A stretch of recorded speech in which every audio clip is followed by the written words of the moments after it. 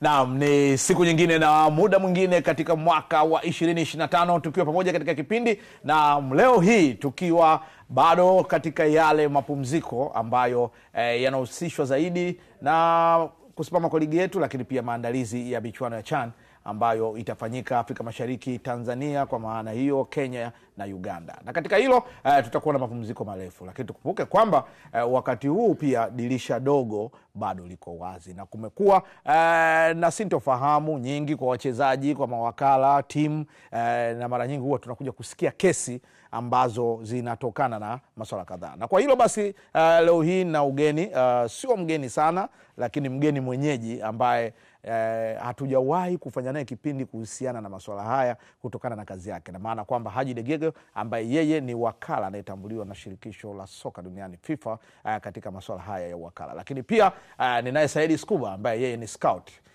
wa wachezaji ambaye amekuwa akifanya kazi hiyo kwa muda mrefu, na ukija kuangalia profile yake aina wachezaji aliowatoa unaweza ukashangaa. Lakini kwangu mimi ni burudani. Karibuni sana. Asante sana. Mambo yanaendaje? Heri ya mwaka mpya. Na pia. Uko vizuri? Saidi? Naam. Heri ya mwaka mpya.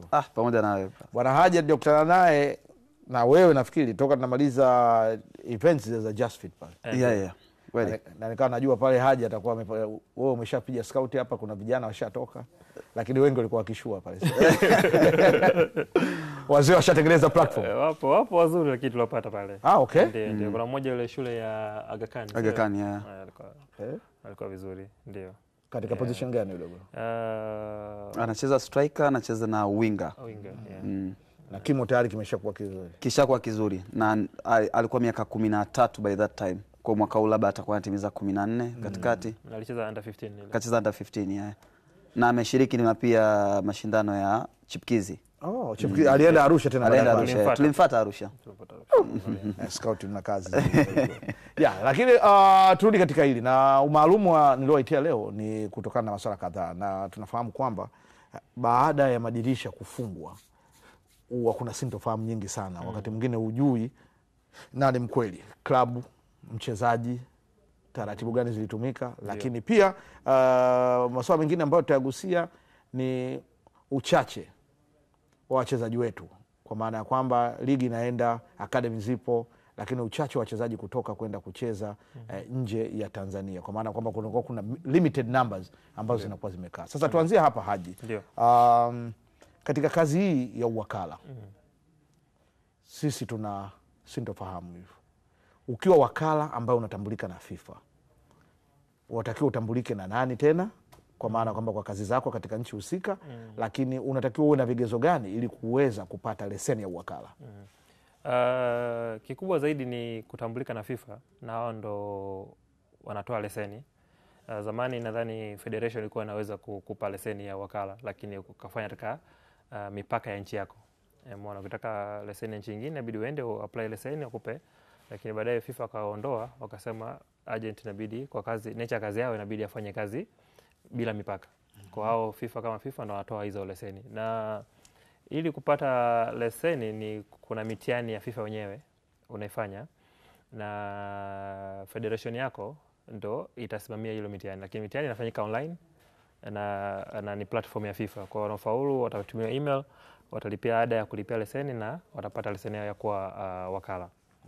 Na ukishakuwa tambulika na FIFA inamaanisha kwamba federation yako pia inafanya nini? Inakutambua.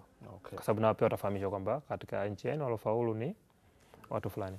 Ndiyo. Na gharama zinakuwa namna gani? Zinatofautiana kwa madaraja ya ukanda, kwa maana kwamba bara Asia, Afrika na nani, au inakuwa ni flat? Kwa FIFA kulipia leseni yao ni $600, na hiyo ni duniani kote. Lakini tofauti inakuja ni kulipia kufanya mtihani. Kwa hiyo federation wao kuna gharama wanazingia kama kukuhost wewe. Labda kuna federation zingine zinatoa wifi, zingine inafanya uje na internet yako mwenyewe, umeona. Wengine wanafanya kama hoteli makubwa, wengine wanafanya katika ofisi. Sasa itategemea na cost federation inaingia, and then wao wanatoa ada zao. Kwa sisi Tanzania ni $500.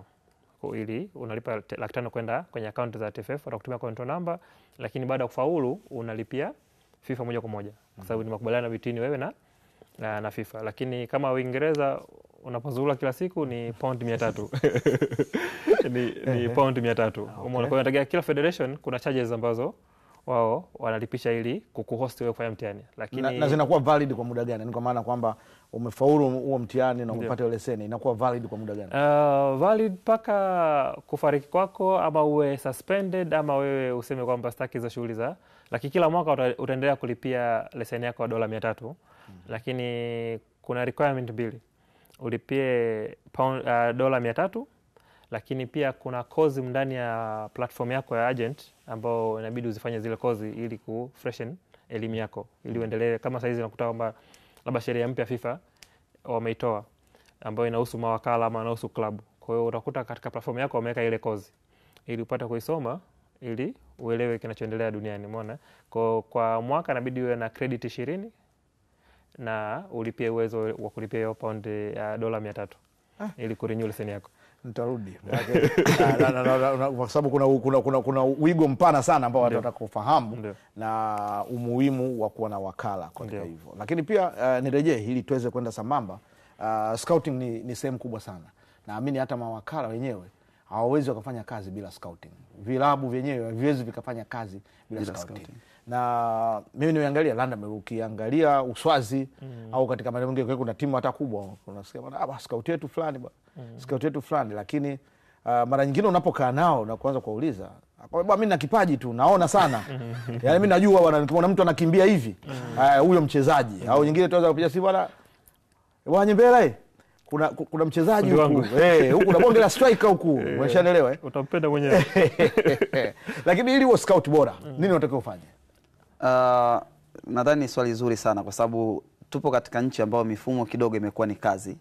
Na siku zote kukiwa na proper mifumo ya upatikanaji wa kitu inakuwa ni changamoto. Kama unavyosema, tayari kuna watu washajiita mascout, tayari kuna methodology za watu washaweka kwamba bwana mimi na mchezaji wangu nimpigie pato, nimpigie Haji atanisaidia kumtafuta mtu. Kwa ili uwe scout mzuri, cha kwanza uwe interested na mpira kwa sababu kila kitu kinakujifunza. Uwe interested na mpira, uwe unajua basics za mpira, lakini pia kuna kozi zinasomea. Kwa mfano mimi nilikuwa hook up na Haji hapo, tukapata kusoma baadhi ya kozi za FA England. Kwa kuna session unazichukua, kuna CPD unazifanya. Kuna the way ambavyo unajua jinsi gani ya identify talent, lakini pia ziwe relevant katika nchi gani husika. Kwa sababu kama mpira wa kila nchi uko tofauti katika approach yake. Utaenda US watakuwa na approach philosophy tofauti na utakavyoenda Spain, utakavyoenda UK, utakavyoenda Germany. Kila mpira unakuwa na means yake tofauti na mchezaji wake tofauti wanayemhitaji. Kwa ile uwe scout mzuri inabidi uweze ku navigate hizi methodology zote za kujua mchezaji gani anafiti ligi fulani, lakini pia anafiti mfumo wa mtu fulani tofauti. Mfano saizi viongozi tu Tanzania ndo wamekuwa ni kama key point ya usajili. Lakini je, ni zoezi lao? Hapana. Zoezi linabidi lifanyike na scout, ashirikiane na agents, then waangalie je inamfiti huyo mchezaji mifumo ya kocha au tunasajili mchezaji kwa sababu ndo jina inabidi pato akilizungumza Afrika nzima analijua. Kwa tumekuwa tunapata changamoto sana, hata kipindi unaanza kuongea imekuwa ni changamoto sana, ndio maana wachezaji wetu ni ngumu sana kuwatoa kupeleka nje. Kwa sababu wengi ambao wanakuwa wanasajiliwa wanaocheza katika ligi zetu kubwa, kwanza wanakuwa umri umeshakwenda. Ile mechanism ya kuangalia development ya career yake kuanzia mwanzo mpaka mwisho inakuwa ni ngumu. Na wengi wanasajiliwa wakiwa katika end stage ya maisha yao ya uchezaji wa mpira. Kwa sababu mchezaji katika dunia ya kawaida anapimwa kwa market value. Na ile market value inakuwa appropriated ndani ya miaka yake kadhaa. Na kila mwaka mchezaji anakuwa impaired. Impairment maana yake anapungua thamani au anaongezeka thamani. Kwa watu wana test kila mwaka. Je, Pati alivyo perform mwaka huu ameongezeka au amepungua? Part kubwa ambayo scout tunapata tabu Tanzania ni kwa sababu kwanza hatuko katika formal organization, hatujulikani. Haijulikani ni nani ni scout Tanzania. Kila mtu anaweza kuwa scout kwa sababu kila mtu Tanzania ana ujuaji wa mpira. Na kila mtu ambaye sasa akiwa na ujua mpira na ana connection, basi hiyo imeisha. Yaani hiyo rahisi. Yeye ni scout bora kabisa. Atachukua talent pale ambao wanaita so called talent na mconnect na mtu, role yake kama scout imeshaisha. Lakini scout ina more role than kumtafuta mchezaji na kumweka. ni mipango ya huyo mchezaji, je, anafikaje katika maisha yake kuachieve kile ambacho anahitaji. Okay. Na ndio maana kuona huo na wigo mpana tukaona kuna haja kuanza vizuri upya. Umezungumza vizuri, tuna vijana under 20 wameshinda juzi hapa. Tuna under 17 wanashinda, lakini wanakwenda wapi hawa vijana wakishamaliza kushinda? Tunafanyaje kuzilinda hizi rasilimali tulizokuwa nazo, na so called rasilimali lakini haziperform katika club kubwa. Kwa hiyo nadhani ni wigo kubwa kwa watu kuendelea kujiformalize katika way ya kuangalia jinsi gani ya kujienroll katika scouting work, lakini pia kuendelea kuperform zaidi ya kazi ambayo wanahisi scout ni mali kwenda kumtafuta mchezaji na kumleta katika club tu. Mwana nadhani ina upanafu mkubwa sana kushinda ambavyo watu wameiweka kuidefine kama hivyo term ya scout. Na leo ndio sehemu yake angalau kama tukienda session ya kwanza, session ya pili, vipindi hata 10. Sasa nirudi hapa kwenye swala la wakala. What it takes kwa wakala kuweza kumpata mchezaji. Labda mimi nitakuwa nachukua mifano ya kule ambapo napafahamu na kuona hiyo challenge ambayo ipo hapo. Yaani unakuta kuna wakati mwingine mzazi anamsimamia mchezaji wake na anakuwa ni manager wa mtoto wake. Na anatoa jukumu la wakala kumtafutia timu. Sijui wakala anafanya nini hapo, lakini anakuwa tayari unaona kuna manager, then unaona kuna wakala ndani yake. Kwa wale wazazi ambao wenyewe lakini kuna wengine ambao unakuta kuna scout ambaye amescout ile nani hiyo talent, manager awe baba awe mama, inakuja kwa wakala alafu ndio inakwenda katika timu. Hapa nyumbani kumekuwa na migogoro miaka kwa mara kadhaa. Sasa nataka hapa Haji uniambie wapi ambapo panatakiwa parekebishwe na nini ambacho tunaenda wrong katika kutumia mawakala kuweza kufanya kazi yao kwa kile kinachotakiwa, kwa sababu wanasema kwamba mchezo wote ni gambling. You can find me very talented, lakini is walk out pale ninapokwenda. Na inawezekana ukawa niko ovyo nikaja nika walk out kuliko pale kwa kawaida. Sasa hapa nyinyi kama mawakala kwa hapa Tanzania ni ngumu kiasi gani au ni changamoto gani ambayo nafanya kazi yenu ishindwe kwenda kutokana na yale malengo au misingi ya wakala inapokuwa? Kikubwa zaidi ni ufahamu, na huu ufahamu ni kwa wachezaji wenyewe, kwa sababu wao ni part kubwa ya stakeholders kwenye mpira. Wadau wa mpira, wachezaji ni sehemu kubwa sana. Umeona? Kwa sababu wao pia ufahamu wao ni mdogo kuhusu umuhimu wa wakala. Na wengi wanadhani wakala ni dalali. Kwa mtu akikutafuta yeye kwa sababu anatafuta kwa kazi ya udalali, sio kwa kazi ya wakala.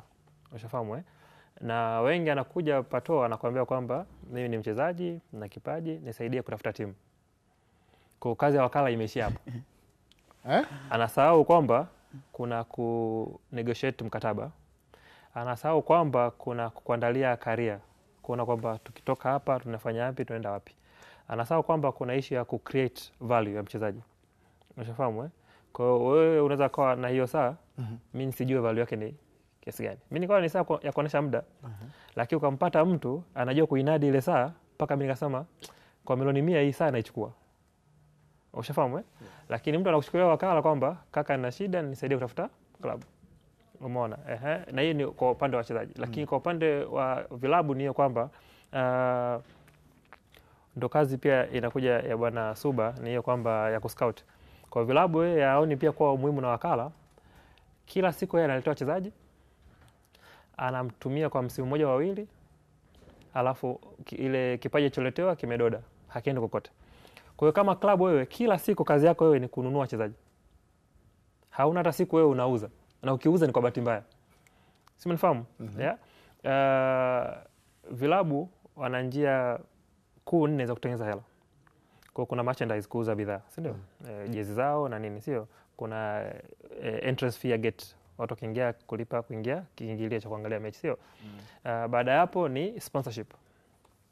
Ukimaliza ni kuuza wachezaji. Sponsorship tunajua hali yetu.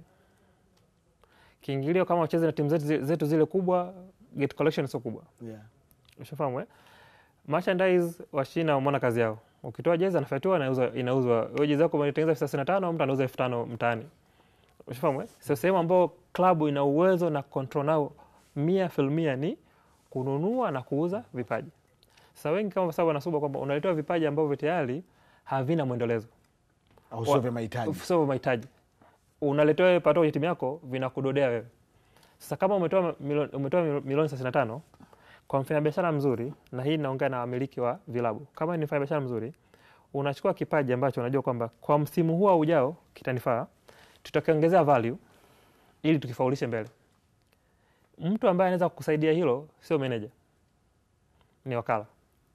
Unafahamu? Kwa klabu wana haja ya kuwa na wakala ili waweze kufanya scouting, nani atakuja atuwezeshe kwa nafasi ambazo tumepungukiwa, lakini at the same time kwa sababu wakala anakuwa na network kubwa ya vilabu wanajuana nao nje ndani, na sisi mawakala tuna magrupu yetu, na grupu ya Tanzania na grupu ya East Africa na grupu ya wakala Afrika, na grupu ya wakala, na utabadilishana namba huwa. Ushafahamu? Kwa hiyo ni sisi kuangalia okay, sasa tumemleta huyu hapa, tunamwendelezaje vipi, kwa soko gani anavyoongelea Suba ili tuweze kumuuza. Kwa hiyo mimi nikanunua mchezaji kwa milioni 20, kesho anaweza kuuza kwa milioni 50, sio ni tabu kuwa nanunua wachezaji. Lakini kwa Tanzania sisi mara nyingi nasemaga hakunaga transfer. Hamna transfer. Hakunaga transfer. Unasajili, mkataba unaisha, anachukua mtu mwingine. Lakini hatuuziani. Kwa mkataba wa miaka miwili na kutaka Patrick una kipaji, I just have to wait for 2 years. Mkataba wako uishe, miezi 6 ya mwisho unajua nakuchukua bure. Ushafahamu? Lakini yote kwa sababu tu kuonesha kwamba hatujui umuhimu wa kuwa na wakala. Kwa sababu vitu vyote wakala anaanza kufanya. Na hiyo jambo kubwa litaje ni tofauti ya mzazi kuwa manager na kuwa wakala. Kwa hiyo kwa wakala yeye ndio masuala yake ni kama hayo. Manager ifahamike kwamba kazi yake ni kubrand mchezaji. Ndio maana kwenye mkataba pale haiwezi kuandika Patrick manager. Either una wakala ama hauna. Kama hauna wakala itaandikwa jina lako Patrick, hujaja na msimamizi. Kama una wakala inakuwa blank. Kama una wakala inaandikwa Patrick ambaye anasimamiwa na jina la, ikiwa kitokea mgogoro, mshahara kucheleweshwa, sio utakuvunja mkataba, mauzo ya baadaye, sio nini, wakala anafanya nini? Anahusika. Manager hawezi kusika. Manager ni kujua brand yako ikoje, labda akusaidie kupanga mikakati ya maisha yako ama kumanage hela zako, lakini sio kwamba kuhusu masuala ya kimpira. Ndio. Kwa manager inabidi awe na mzigo wa kuspend ili kukubrand. Kabisa. Endorsement na kila kitu ni zinaenda pale. Ndio. Safi kabisa. Leo naenda kwenye no, kwa sababu mimi nipo katika tasnia na naviona katika mzunguko. Yaani hapa sasa unanipa picha. Ndio. Sababu kuna wakati mwingine unamuona Patrick Nyembera bwana yule pale ni mtangazaji. Kitu ukienda kuangalia Patrick ana wachezaji zaidi ya 10. Manager. Lakini naona na wachezaji wakati wa usajili. Umeshaelewa? Sasa nilikuwa katika hiko hapo ambacho nakiuliza kwa Scuba. Uelewa uko vipi na wachezaji hao mnaofanyia scouting? Kuja kuwaleta huku, huwa wanaelewa thamani yao na nini ambacho wanaenda kukiweka au kufanya katika mikataba yao? Nadhani swali zuri sana, na nimependa Haji alivyokuwa anajaribu kunarate, kwa sababu kumekuwa na hilo wimbi kubwa la kutokuwa na sintofahamu kwa wachezaji, kwa club na kwa what so called managers. Kumekuwa na mwingiliano wa roles. Cha kwanza, manager anajihisi ni wakala pasei, ana kila haki ya kuwa na mchezaji. Manager anajihisi ana uwezo wa kusaini kila contract ambayo mchezaji anaipata, for which kuna muda ambavyo kwa sababu nyuma kulikuwa na misleading information kwa manager na kwa mawakala, na ndo kama hivyo Pato anaweza miliki wachezaji 10 20 tayari, lakini wachezaji wako pia unakutana nao kipindi cha dili, sio kipindi unawa manage. Yani what so called management ni ongoing process. Uwezo ukasema na manage Pato while nakutana naye mara moja kwa mwaka, sijui Pato anakula nini, sijui improvement yake iko wapi, kwa sababu okay, hata tukisema hao manager roles zao bado ziko very limited. Hence kuna umuhimu mkubwa sana wa kuwa na wakala, wa kuwa na kufanya scouting. Sasa tukija kwenye upande wangu wa scouting, uzuri ambavyo saizi sisi kidogo tunataka to modernize vitu. Prior ya kuengage na mchezaji yoyote, kipindi unamuona talent yake, kwanza kabla tujasaini kitu chochote, hatujasaini mkataba wote, ni kumpa overview ya kitu gani ambacho anakielekea, matarajio yake kwetu na matarajio yetu kwake. Kwa sababu kama kulipokuwa na vision nzuri ya mtu yote, ni kuendelea kutaka kufika katika sehemu kubwa kabisa. Kama yeye anataka kufika katika klabu kubwa, na sisi tunataka tuzungumziwe miongoni mwa agent wakubwa, sio Tanzania, sio East Africa, bali duniani. Kwa sababu saizi dunia ishakuwa, mimi tena si compete na mtu ambaye namuona hapa, ishakuwa ni dunia ya social media, dunia ya globalization. Mimi na compete na agents nyingine duniani. Kwa lengo langu na mimi niwe miongoni mwa watu ambao watakuwa wanazungumziwa katika tasnia ya mpira. Sasa unapokuwa na mscout mtu akawa hana malengo ya kufika katika hiyo trajectory, unaona kabisa huyu hatotufaa, au rather long tunabidi kwanza tumueleweshe ni ipi dhamira yetu kwake. Lakini pia kujaribu kumwelezea kiupanafu kitu gani ambacho yeye ni stahiki yake. Wala usibalize, kwa sababu unajua kwamba watu wameshakaa karibu sasa kuanza kuendelea hapo, na wachezaji ni wengi, mameneja wengi, lakini vile vile wasimamizi nao wako vile vile. Ni kipindi ambacho leo hii ninao wageni Haji Degego ambaye yeye ni wakala anayetambulika shirikisho la soka duniani FIFA, pamoja na Saidi Skuba ambaye yeye ni scout wa wachezaji. Sasa leo moto upo, maswali yatakuja kwenu hapo baadaye katika comments kuhusiana na kile kilichozungumzwa. Tuende kwenye break, tutarejea baada ya muda mfupi.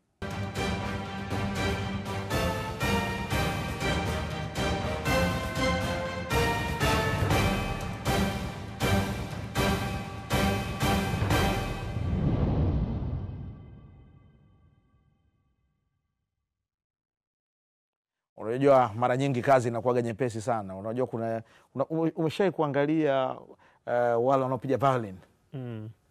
Au unaenda kuangalia wale ambao unajua kuna aina fulani ya music ambayo ina starehe, yani umekaa unatulia. Opera. Unaweza ukashangaa jamaa mbona unasema usikie. Unasikiliza mpaka unalia mwenyewe. Unalia mwenyewe. Sasa mimi leo nina muongozo ambao kama nalia. Well, Skuba tumetoka hapa. Ulikuwa unaelezea kama jienda katika break. Wajibu na kile ambacho scout sasa mnakifanya hasa katika huu mwenendo ambao tuko nao wa mameneja, wasimamizi na maeneo hapo. Sasa tuendelee kwanza hapo ulipokuwa. Okay, nilikuwa naendelea kwa scout. Moja katika role ndio hiyo, tuna identify talent. Talent tunajua sasa, okay, baada ya ku-identify, mimi role yangu inaenda kuwa ni ku-connect na watu. Unajua katika maisha ni kutegemeana kabisa. Na ndio maana na mheshimiwa Haji hapa tunafanya kazi very close, kwa sababu role zetu ni kama bado wengine wanashindwa bado kuzitofautisha. Wanaona ni thin line between scouting na agents. Ndio maana katika management yetu tumeamua ku-incorporate vitu vingi sana vifit katika hiyo trajectory kwa ajili ya kusaidia wachezaji. Kwa hiyo baada ya kuona talent pale, tutampa somo la sheria, la fedha, la mikataba gani anatakiwa kusaini, na kama alivyosema Haji, inaweza ikatokea kitu kikubwa kabisa Tanzania ambacho hatukifanyi ni kuuziana wachezaji, ambacho hicho kinakuwa kinatuangusha tangia mwanzo katika mzizi, katika source kabisa. Ni wachezaji gani tunaowachukua, wenye umri kiasi gani, wenye value kiasi gani, tunawachukua kwa malengo gani. Club zetu kubwa zinachukua kwa malengo ya kusustain katika position hiyo ya kwanza na wapili. Lakini Tanzania tuna vilabu vingi sana hapo. Je, malengo yote ya hizi klabu inabidi kwa mwaka huo ijiwekee kwenye kushinda Premier League, au ijiwekee kwanza kwenye kusustain katika soko, kukuza namba ya wachezaji, kukuza uwezo wa wachezaji, then kuangalia pia financially jinsi gani ita benefit kwa wachezaji. Wale wa juu wanaweza wakawa na pressure kubwa, lakini yet bado pressure haitaki kuwazuia wao kuendelea kudevelop. Tukirudi mfano mdogo tu, angalia recruitment ya Man City. Miaka 18, 17, 20, 22. Wanaangalia upanafu mkubwa wa hawa vijana baadaye kuja kuwa ni tishio duniani. Angalia recruitment ya Chelsea. Watu waliona alikuwa anatupa hela nyingi sana, lakini vijana nao sajili ndo hapo age mpaka 22, 23. Anaamini ana market value size inaweza kawa ni ya kawaida, lakini baada ya miaka 3, 4, 5 nikimuongezea thamani ya mchezaji naweza kumuuza katika thamani ambayo mimi club nahitaji. Na kutengeneza hiyo ni moja katika kutengeneza revenue, kutengeneza mapato ya club. Kwa sababu kama alivyosema Haji hapa, mapato ya club wao define matatu hayatoshelezi. Hayatoshelezi kabisa katika club zetu. Ndio maana kuna kuwa na migogoro ya kutokuwa na malipo kwa wakati. Kwa sababu endorsement ni chache sana kwa club. Sponsors ni chache sana kwa clubs. Bado tuna develop vizuri. tofauti na tulipotoka, lakini bado tuna long way to go. Sasa inapokuja ni kuwekeza nguvu katika scouting yetu kama club. Tuna scout wachezaji wenye talent kiasi gani, wenye uwezo gani, wenye umri gani, kwa malengo gani ya club. Ukimchukua mchezaji ambaye saizi career yake imebakisha miaka 2-3, atakufaa kwa misimu 2 au msimu mmoja. Baadaye washabiki wataanza kumuita so called mzee, atufai, atoke. Lakini hapo na umeenda sehemu nzuri sana ambayo imekuwa ni gumzo. Mna identify vipi umri wa kweli? Kwa sababu hiyo ni cancer. Sio tu Tanzania, ni cancer kubwa kwa ukanda wetu wa Afrika. Nadhani na huko Amerika Kusini hapo kidogo unaingia. Lakini mna identify vipi zile talent ambazo mna uhakika kabisa huu ni umri huu? Maana kuna wazazi wengine nao wanashiriki katika uongo, walimu wa shule nao wanashiriki katika uongo. Yani imekuwa ni sehemu kubwa ambao ni wazi tu, wengine wanaenda kubadilisha vyeti. Kuna mwingine anaitwa Saidi Suba lakini anatumia cheti cha Patrick Nyembera, yani ndio lilikuwa jina lake. Sababu nimeona number of players ambao wamekuwa katika udogo wakitumia jina fulani. Sasa hivi wanatumia jina jingine ambayo ukipiga hesabu tu za kawaida unajua kwamba huyu aliingia kwa jina ambalo sio la kwake. Sasa nabudi kwa jina lake na katika umri sio kwake. How do you identify? Najua hilo linakuja huku na kwako katika masuala hayo ya mikataba pia na cha kwanza ndio maana umeona sana tumeshiriki sana katika mashindano ya Just Fit. Pia tukaenda chipkizi kwa sababu huku udogoni ni rahisi kupata uhalisia. Na simply because kwa sababu mtoto wa miaka 9 na mtoto wa miaka 12 wanacheza ni tofauti. Kwa sababu ya jinsi ya mwili wao. Kuna technique mtoto wa miaka 9 hawezi kufanya. Kwa hiyo mtoto wa miaka 9 mrushe mpira juu, utaona jinsi gani mwili unavyofanya. Unajua kabisa huyu umri wake kweli atakuwa chini ya miaka 10. Okay. Lakini mtoto ana miaka 12 anajanga 9 mrushe mpira. Alafu unaona mtu anauzima kama mtu mzima, unajua kabisa hapa sio. Kwa hiyo kuna ile development ya mwili inapokuwa. Kwa hiyo inapokuja miaka 15 kwenda juu inakuwa ngumu sasa kufahamu. Kwa sababu unatumia experience na kujua kwa maumbile ya sisi ya Kiafrika huyu anaweza kuwa ni mkubwa. Umeona? Lakini mimi mwenyewe nina background ya psychology, nimefanya masters, pia unagundua katika namna ya mazungumzo yule mtu anayofanya. Unajua ushakuwa mtoto ni mtoto tu Kwa hiyo kuna aina mazungumzo mtu ataongea, utajua kabisa kuna, lakini pia hivi ni wewe tu kama ni dokezo, lakini kujua kiuhalisia hasa kwamba kweli huyu sio miaka yake, unaishia kufuata cheti. Kwa sababu siku kama mtu ana kielelezo, ule ndio umri wake, wewe una kipi cha kubisha. Ushafahamu Lakini sasa ndio kama inakuja pale upande wetu sisi kama management, ninachosema Suba hapa ni kwamba sisi wenyewe tuna malengo ya kufika mbali. Sasa kama tuna malengo hayo, hatuwezi kudeal na mediocres. Huwezi kudeal na watu ambao watakaribia jina. Huwezi kudeal na watu ambao mtakosana heshima. Utadeal na watu ambao wana align na vision yako. Kwa wengine unakuta ni I think it was juzi tumeangalia kuna mechi naenda kuangalia apparently ibidi mechi under 15, lakini yule jamaa aliocheza sio 15 na amecheza vizuri. Umeona?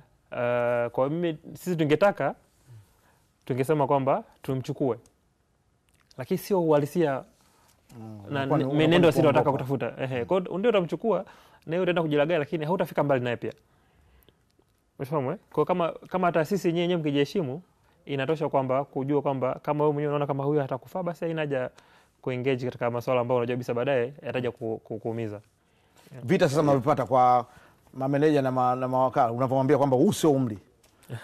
Na ndo maana kama anavyosema sasa kudefine sisi kitu ambacho nataka kukifanya.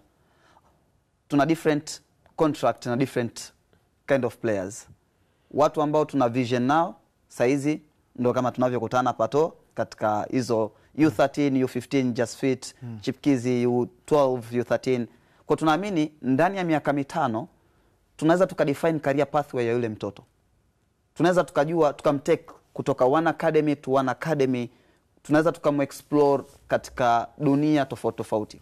Kama alivyosemaje, kuna ulimbukeni tofauti ambao unapatikana pia katika wachezaji wetu.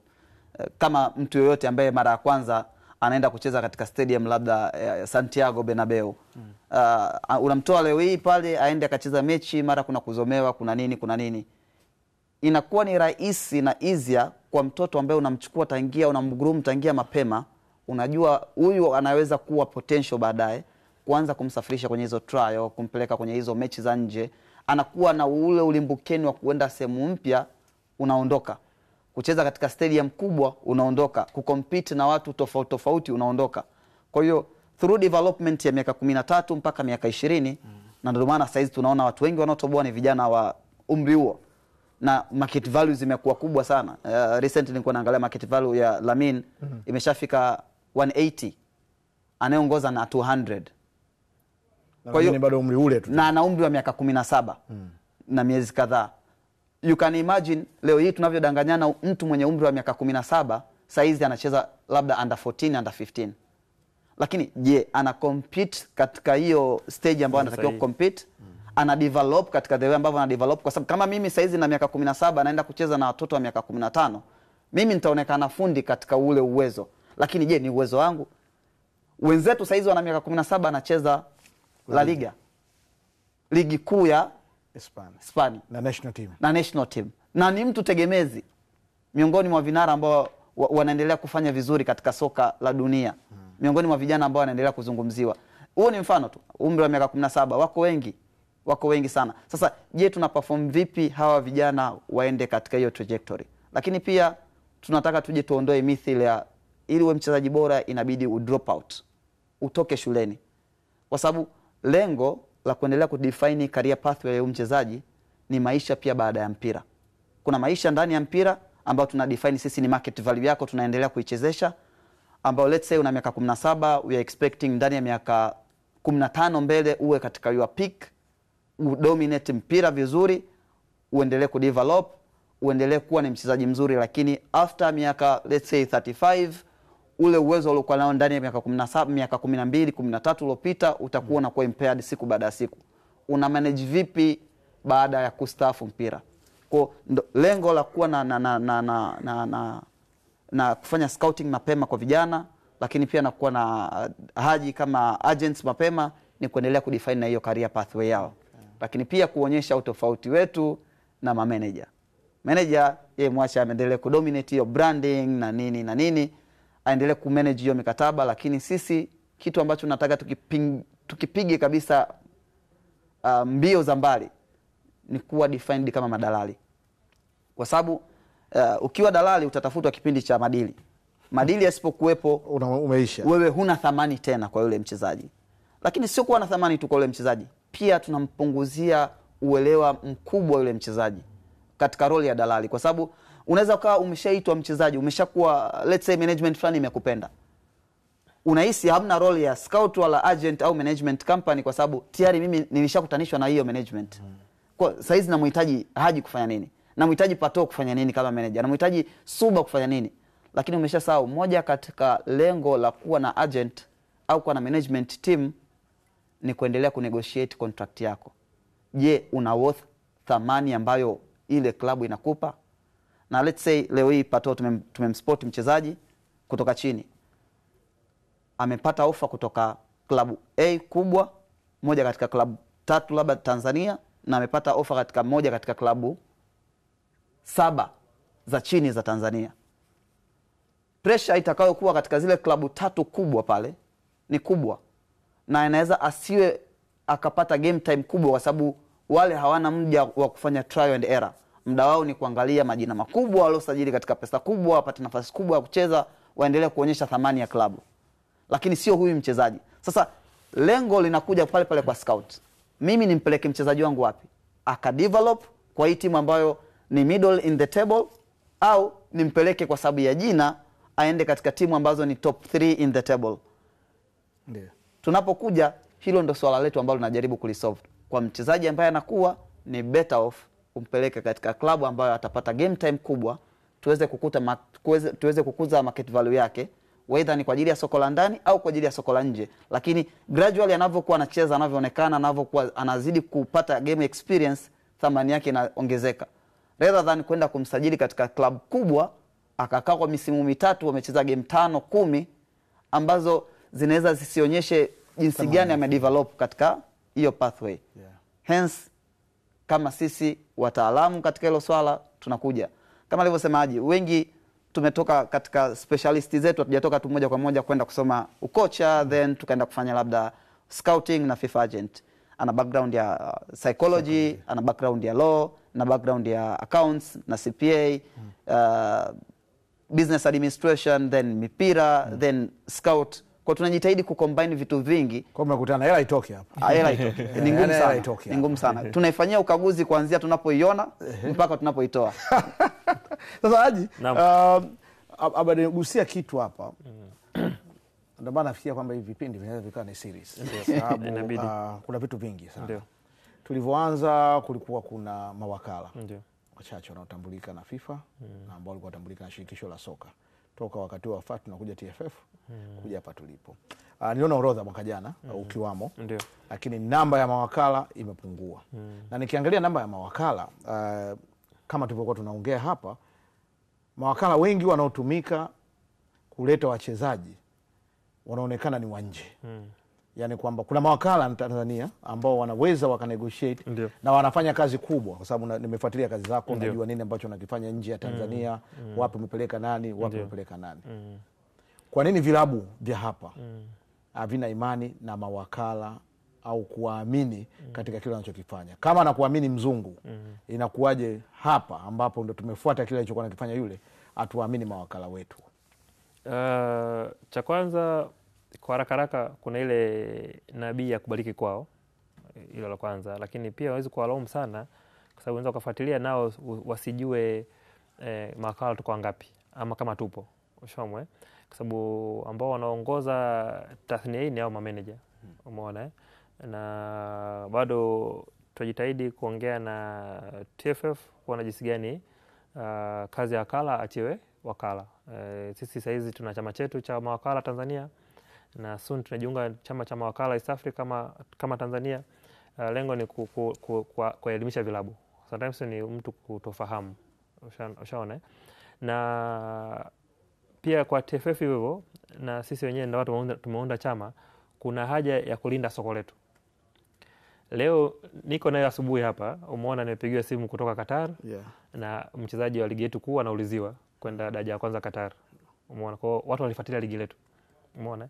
Sasa kule anapoenda pesi tao. Sasa imagine tunawapa fursa watu wa nje, hatulindi soko letu. Sasa imagine labda ningekuwa watu wa nje wanifahamu, anatafuta wakala wa nje, anakuja kumchukua mchezaji anampeleka. Kwa ni asilimali yetu wenyewe, inakuwa kama enzi za koloni. Unalima pamba mwenyewe ama kahawa unalima mwenyewe, inapelekwa nje na mtu mwingine, inauzwa kwa mtu mwingine, inamfaidisha, matumizi yanafaidisha. Nyinyi mmejibu kujisifia tu yule ni wa taifa letu, lakini katika ekonomi yetu hatujafaidika. Umeona, soko cha kwanza ni hiyo ufahamu, kutofahamu ya na hapo kwamba hawa wakati wanaenda kwenye ufahamu kutokuwa na wakala katika mikataba ya wachezaji kuna hasara gani kwa vilabu au kwa wachezaji pia?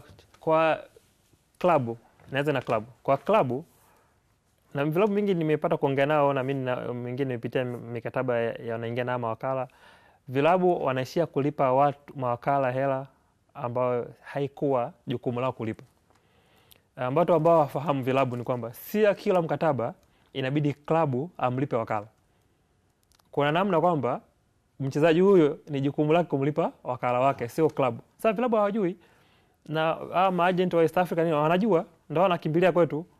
Sasa unakuta kuna kesi, nilikuwa naona mwaka jana kesi eti klabu imefungiwa kwa sababu hajamlipa wakala wake. Nikacheka tu, kwa sababu unaangalia kwamba usikuta hata haikuwa hata katika sheria za haikuwa hata gharama yao kumlipa huyo wakala. Umeona kuna sheria ya FIFA ndio sababu kweli kuna haja iwe series ili tupate kufahamishana. Umeona, kwa unakuta kwa kwanza ni cha kwanza ni hiyo hasara kwamba utamlipa mtu ambaye haikuwa jukumu lako kumlipa. Cha pili, unalitoa asilimali ambao wewe huwezi kuifaulisha tena, inakudodea. Umeona, lakini ukiwa na club agent, that means huyo agent wa klabu atanegotiate na huyo agent, anamleta huyo mchezaji wake, wakubaliana makubaliano mazuri ambayo yanaweza kufanya nini, yakamnufaisha.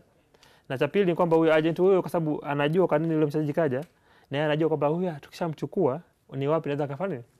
Kwa klabu inapata kufaidika kiuchumi kwa namna hiyo. Lakini tukija kwa mchezaji, wengi kwa soko letu elimu yao sio nzuri. Siku zile hapa kwa tunaongea kwamba kwa mchezaji mkubwa tu tusimtaje kwa majina, sio eti anasema katapeliwa kwa sababu mkataba uko kwa Kiingereza. Sasa yani mchezaji mkubwa kama wewe unaimbwa kila siku, unasema kwamba hukuelewa kwa sababu uko kwa Kiingereza. Ili kushinda nini wewe kumtafuta wakala? Umeona? Na ambacho wachezaji wafahamu, hakuna mkataba wa klabu utaandikwa ni kwa sababu ya kunufaisha mchezaji. Hata kama mkataba ni kwa Kiswahili na unaonekana ni mwepesi, tena mkataba mwingine utakuwa ni peji 2 tu. Kaisi ni kwamba huko mimi nimeusoma, mimi nimeelewa. Unaangalia kwenye pesa. Mimi brother yangu simempa brother yangu akaupitia. Brother akaupitia. Anasema brother tu sign huo. Ushafahamu? Sasa hakuna mkataba wa rais na hakuna mkataba unaotengenezwa eti kwa manufaa ya mchezaji. Kumbuka mkataba ni kwa manufaa ya timu. Sasa kama hakuna mtu yuko pale kutetea maslahi yako, unadhani wewe ni nani? Kama anatapeliwa mchezaji mkubwa Uingereza, wewe ni nani? Usingize chaka. Ushafahamu? Hiyo ndo kwa sababu ndo kama nimesema mwanzo, wanaangalia wakala katika uchache huo kwamba ni dalali endapo deal inapokuja. Lakini cha mwisho ni kwamba vilabu hivi wana shida kulipa mishahara. Sasa wewe umekasaini mwenyewe kivyako, mshahara baada ya miezi kadhaa hujalipwa, hujui hata uanzia wapi. Na kwa sababu umekosa hekima, unaanza kutangaza mitandaoni, hujui pia unaharibu sheria zipi tena. Kwa baada ya kujisaidia unajiongezea matatizo. Watu wanakukimbia, wanaogopa kufanya kazi nayo kwa sababu huna nidhamu. Ushafahamu kwa namna jinsi ya kusolve migogoro. Umeona? Sasa unakuta hivi vitu mtu hafahamu na watu wanadhani kwamba namhitajia wakala kwa sababu nina shida ya timu. Sina timu, niko nje kwenye benchi, sina timu, nahitaji wakala. Lakini sasa hizi kama wewe ni mchezaji wa ligi kuu, daraja la kwanza, championship, sijui nini, ni mchezaji unacheza mpira wa kulipwa, ni is in your best interest kutafuta wakala. Kaa naye, muelezee mpango wa maisha yako, muone jinsi gani mnafanya mikakati ya maisha ya kariera yako ya mpira. Kwa sababu kuna maisha baada ya mpira na kuna maisha ndani ya huo mpira. Na huo mpira shida ni kwamba umejaa wajuaji. Kwa hiyo usipokuwa na mtu ambaye anaweza kunadi maslahi yako, mwisho siku utaishia fanya nini? Kuyumbisha. Lakini cha kumalizia kwamba tuseme unajua kuimba. Ukaja mbele zetu, ukajisifu unajua kuimba, hatuwezi kuchukulia manani. Njia sahihi ni kwamba tafuta mtu akunadi kwamba Haji, nenda kaninadi mimi najua kuimba. Kunaweza kuwa mkubwa kwa namna hii, watu wengi wakakufanya nini? Wakakuelewa. Kwa sababu hujisifii, una majigambo. Usielewa? Haji ametupa mfano mzuri sana na ambao unatupa fursa sisi ya kwenda katika break ya pili. Tutarudi hapa kumalizia ngwe ya mwisho katika series hizi. Na kukumbusha tu kama unafungua TV yako, ninaye Haji Degego ambaye yeye ni wakala wa FIFA pamoja na Said Skuba, yeye ni scout wa wachezaji. Twende katika break.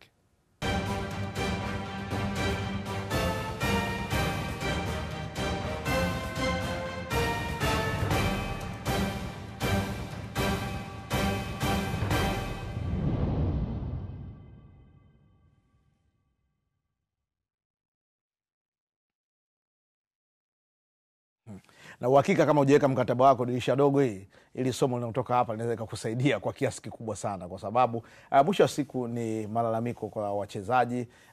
Kuna wengine sasa hivi wanaibuka, wamecheza miaka mingi, wanakumbuka kwamba sikufanya hiki au nilifanywa hiki, nilipaswa nipate hiki. Tumeona kesi nyingi sana. Kuna wachezaji nikimzungumzia kama Mungu amweke mahali peponi marehemu Ramadhani Waso, miaka 2 hapa 3 nyuma alikuwa anakumbuka yani kesi yake ya miaka hiyo kwamba ilipaswa nilipwe hivi na ilitakiwa hivyo, lakini kama mnavyosema yeye alisimama kama yeye, kwa hiyo haki ile haikuweza kuwepo kwa sababu ilionekana makosa ameyafanya. Sasa tuende katika hili ambalo tunataka tumalize nalo. Saidi, nasema kwamba uelewa mdogo, na ulizungumzia swala kama la scholarship. Nimekuwa mara nyingi nikiangalia, nikihudhuria hizi seminar au coaching course ambazo zinaendeshwa na makocha kutoka nje. Mara mwisho nafikiri Haji, kama tulikuwa wote pale GMK Park, kuja kocha mkubwa tu kutoka one of the biggest college kule Marekani, na kulikuwa kuna namba kubwa ya mameneja, namba kubwa ya makocha. Swali ambalo mimi mpaka leo hii nikikaa huwa na mimi nimeliiba, baada ya kufanya mazoezi ya mapema pale, na kila mtu alileta wachezaji wake wakiwa mwenye umri wa juu na umri wa chini. Alikuwa natizama wale ambao wanaweza kwenda high school kwenye level hiyo, ambao nazungumzia 15, 16 kwenda huko. Lakini baada ya kumaliza, kabla hajataja nani ambao wamekwenda pale, aliuliza kuna mameneja wangapi, kuna scout wangapi, kuna coaches wangapi. Akauliza makocha nadhani 3 kwa swali moja bila kuwapa majibu, kwamba bwana wewe unafundisha wapi? Fulani. Okay. Una watoto wangapi? Yes, fulani. Okay. Unawajua au watoto wazazi wao na shule wanaosoma? Hapana, wao wanakutana uwanjani. Hao makocha 3 wa kwanza, na nakwambia makocha ni wakubwa. Kwamba ana academy, anawajua tu labda wazazi au wawakilishi wa wazazi, lakini hajui mtoto anasoma wapi, anatoka shule saa ngapi, akija uwanjani amekula nini au amefanya nini. Akasema, neno nalikumbuka leo. Akasema nyinyi hapo hamna manager, hamna coaches. Lakini ni bunch ya pirates ambao mnawaibia kile kitu ambacho kipo ndani ya hao watoto. Sababu unawezaje ukamtengeneza mtu ambaye hata hujui. Haya, leo ukija unamgombeza au unampa mazoezi magumu mchezaji ambaye hajala. Wewe wakati unaweza kwa unafundisha unamuona mtoto haelewi, kumbe ana njaa. Wewe iko nimekiweka kichwani mpaka leo. Sasa how do you deal na hivi vitu wakati unafanya utafiti wako, kuanzia wale makocha ambao wanawatengeneza na hizi backgrounds za hao wachezaji wengine wanakuwa na matatizo ya afya na nini na vitu kama hivyo? Yani Pato, umezungumza kitu ambacho mimi na Haji tumecheka kwa sababu recently moja katika watu ambao tunajaribu kuwa manage na kumtafutia connections hapa na pale amepata the same case kama unaosema. Toka mazoezini yuko hoi akaanguka. Ni Haji anapigiwa simu kwamba bwana kijana wako ameanguka. Katoka kwenye mazoezi, kwenye trial, asubuhi hajakula kitu chochote. Yuko hoi, njooni mumchukue. Salamia Mwema amemkamata pale Morocco, kaangukia kituo cha polisi, kakaa kidogo pale, tukaenda kumchukua kumpeleka hospitali, kumaliza akale, tumtafutie tena na means. Na hii role yote inafanyika ni for the good faith. Si hata kazi ya wakala kubwa pasei, lakini moja katika kitu ambacho, na ndio maana tunataka tujidefine tofauti na watu wengine. Tunadili pia na colleges. Kwa mfano mimi nimekuwa ni kocha pale kwa muda wa miaka kama 4 CB. Uliamua bakia pale CB kutoka pale. Na niko na ndugu yangu Haji pale, tulisaidia kuangalia kwa sababu lengo ambalo kama umesema saizi opportunities za mpira sasa kwa tasnia ya Marekani iko mungu katika college football as opposed to mtu atoke mtaani na ujua penetrate hivyo. Kwa hiyo tunataka tuweke hiyo fundamental program ya mtu kutoka kuanzia na kutoka kwenye kusoma, let's say ametoka form 1, form 2, form 3, form 4, ameenda high school, ametoka high school amekuja kwenye college then tunamcompensate na kupata scholarship za nje, lakini tayari ana programu nzima. Ila narudi tena pale Pati. Hii process nzima haiwezekani kama Pati amekaa nyumbani ananiambia mimi fundi sana na ujua mpira na nina elimu nzuri, lakini mimi sina evidence ya kushow kwamba Pati ni fundi wa boli, amecheza basket, amecheza football, amecheza nini, mkongwe enzi hizo. Niliangalia clip yako siku moja unapiga ile 3-point shoot na bado ukajisifu kwamba mimi ni wa hapa. That's evidence. Kwenye mpira tasnia yetu Pato, tutajitahidi kuzunguka, lakini hatuwezi kusaidia Tanzania nzima kama hatuna evidence. Sasa kitu ambacho tuna lack kwa Tanzania, development ya wachezaji inavyotokea, watoto wanavyofanikiwa katika mpira wao, vipaji vyao havipo sehemu ambavyo tunaweza tukapata a recorded evidence na ambayo tunaweza tukashare na nje. Nje huwezi kumwambia bwana mimi na mtu wangu anaitwa Pato anajua sana boli, lakini huna video za Pato. Yani ni kama leo hii tunamtangaza Haji fundi alafu watu hawamjui Haji. Alafu natuma tu picha ya Haji kwa sababu ni mrefu, unasema ni fundi sana. Na anapita tu. Akienda sehemu na ndevu hizo nini? Na striker hapa namba 9 anapita tu yangu.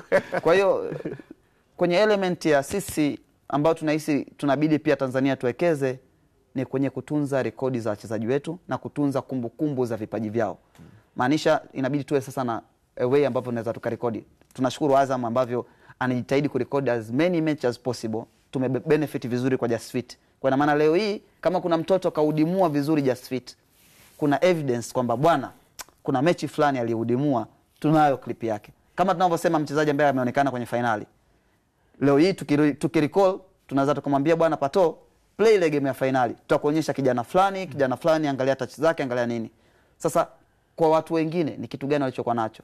Sisi tumejitahidi katika hiyo platform yetu, tukajitahidi kununua a video camera ambayo inaweza kurekodi matukio kwa watu ambao tunaweza kuwa manage, au kwa timu ambazo tutaingia nazo vilabu.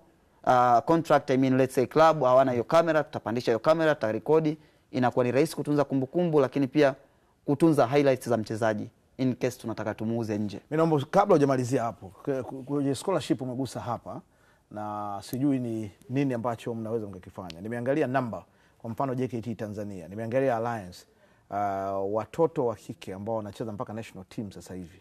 Most of them, kuna mtu ambaye kapiga division 1 form 6, kuna wengine ambao wamefaulu vizuri form 4 katika hiyo level. Hapa mnapangalia vipi pia kwenye soka la wanawake katika kuwapatia soko hili? Na saizi focus yetu kubwa ni soka la wanawake na youth na vijana. Na jana tulikuwa tunaangalia mazoezi ya JKT, tulienda Dimbweni kule. Wenyewe hawakufahamu kama tulikuwa tupo pale, lakini tukaangalia na kwa masuala hayo. Na kwenye dunia ya Waarabu na Europe wana soko kubwa sana. Umeona, lakini sisi kwa upande wetu bado hatujawekeza. Lakini hiyo ndio inakuja again, kama tulivyosema mwanzo, ndio muhimu kuwa na wakala, kwa sababu vitu hivi ndio klabu wanakufahamisha kwamba wekeza katika sehemu hii kwa sababu kuna fursa hizi. Kwa sababu wewe kama mwekezaji wa klabu, kwa vitu vingine unaweza usifahamu, na ili kuweza kufanikisha hilo, na hii pia ndio kusema ni muhimu pia zika series nyingi, ni kwamba ni jinsi gani unajenga katika position ya wewe kuscoutiwa ama kupata hizi fursa, Cha kwanza ni video. Kama hauna video zako hatuwezi kukusaidia. Sasa unakuta kwamba tunaangalia mechi za under 17 hizi bora hizi zinaonyeshwa na nini, Sasa wengine mtaani unamwangalia lakini unashindwa kupata video zake. So kwa sisi kama taasisi tukanua ni kamera ile inatumia AI software. Okay. Kwa ukipandisha ile yenye ina track, inafuata movement tempera, ina zoom in, inakata clips, inakupa statistics. Kwa pia inasaidia na analysis and what not, Kwa soko la wanawake linakuwa kubwa sana. Kwa mascout wanaokuja, agent wanaokuja, na vilabu hivi, ni muhimu sana kuwekeza katika soko la wanawake. Na siku zetu kwa Uingereza tulikuwa wote club ya Wolves, na ulimsikia Joe Hunt ambaye ndo head of football project manager. Akasema kwamba mkiwekeza katika soko la wanawake, wao wenyewe wapo tayari kuja kufanya nini? Kuchukua wachezaji. Na nadhani baada ya miezi 6 baada hapo tukamsikia Aisha ameenda Masala, ameenda Brighton. Kwa so tu Wolves peke yake na Brighton, kwa sababu ni European wote wanaangalia soko la wanawake saizi. Kwa America tayari liko mbali. Ni ngumu kupenetrate. Kwa Europe saizi ndio sehemu nzuri ya kufanya sisi kujiwai, na sababu miili yetu sisi na namna sisi tulivyo inawezekana. Na kwa sababu wachezaji wengi uwataja hao ni watoto wa shuleni division na nini. Then kama kupenetrate soko la Amerikani ni kupitia football scholarships. Ni mtoto ambaye yuko division 1 anacheza league, mchezo kulipwa, na sisi sasa kupata hizo nakala zake, video zake, na kuweza kutumia hizi vilabu. Na siku zile unakumbuka ulikuja ulikuwa unaongelea kuhusu hiyo, ilikuja opportunity ya kutafuta scholarship. Na paka fursa imeondoka, hatukuweza kupata mchezaji ambaye anafiti hiyo criteria. Well, ni wigo mrefu, na kama ambao nizungumza awali, tutakuwa na series of program hususan katika masuala haya ya scouting, lakini pia kuweza kuangalia jinsi gani mchezaji anaweza kupata fursa muhimu ya kwenda kucheza soka kimataifa kwa kutumia wakala, lakini pia kuweza kuwa identified na scout wetu. Na si hapa tu, nadhani pia Haji pamoja na ndugu yangu Said, nitaomba wakida gift pia muweze kwenda katika kipindi cha Viwanjani, kwa sababu pia tunakuwa na audience tofauti, ili kuweza kutoa hili darasa ambalo linaweza kutupa msaada mkubwa sana kwa ufahamu wa wachezaji na vilabu navyo katika kuwekeza. Niwashukuru sana kwa uwepo wenu. Tutakutana baadaye. Ndio. Sawa. Shukrani sana kwa kuwa nasi kwa muda huu. Basi tukutane muda na wakati kama huu wiki ijayo.